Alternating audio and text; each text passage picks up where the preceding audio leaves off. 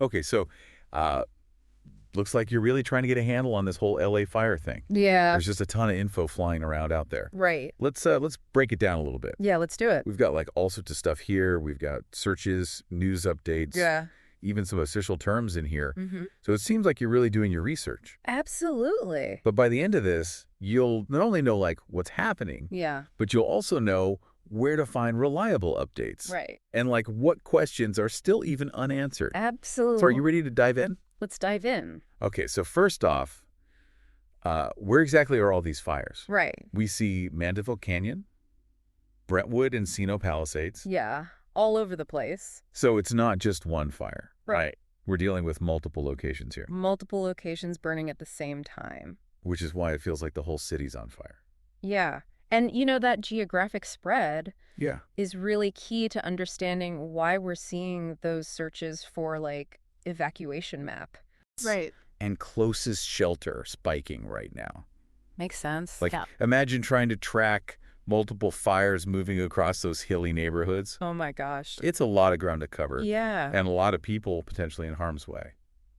And while we don't have any specific dates in these sources, Yeah.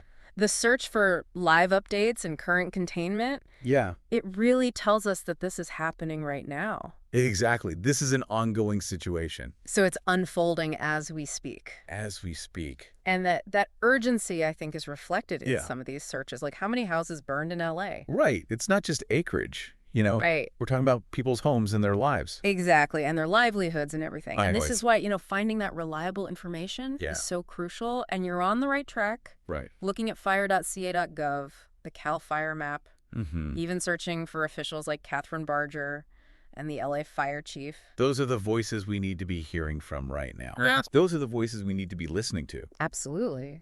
And yet, though, Yeah. there's still so many unanswered questions. Of course. Like we see a bunch of searches for what caused the fires, Right. but none of these sources actually give us an answer. Yeah, that's typical in the early stages of a wildfire investigation. Yeah.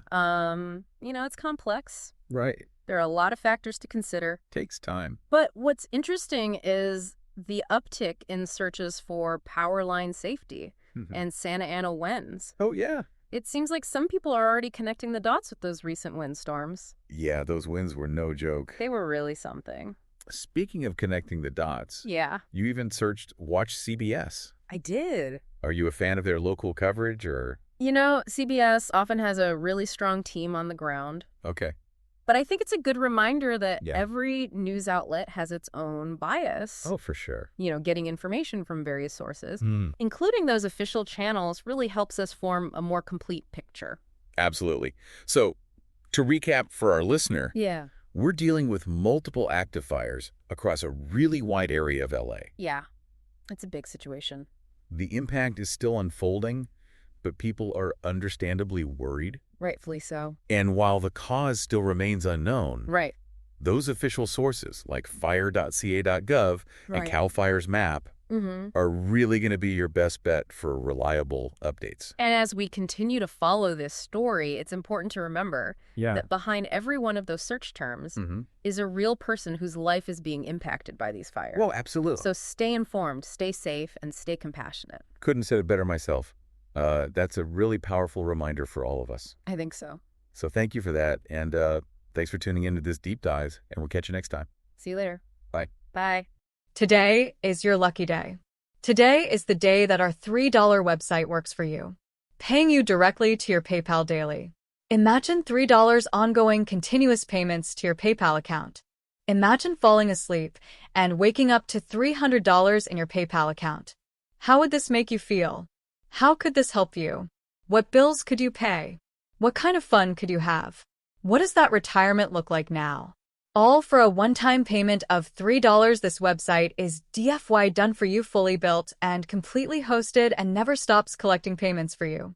You have spent $3 on coffee on a regular, but that coffee won't help you create multiple streams of income. Click the link below.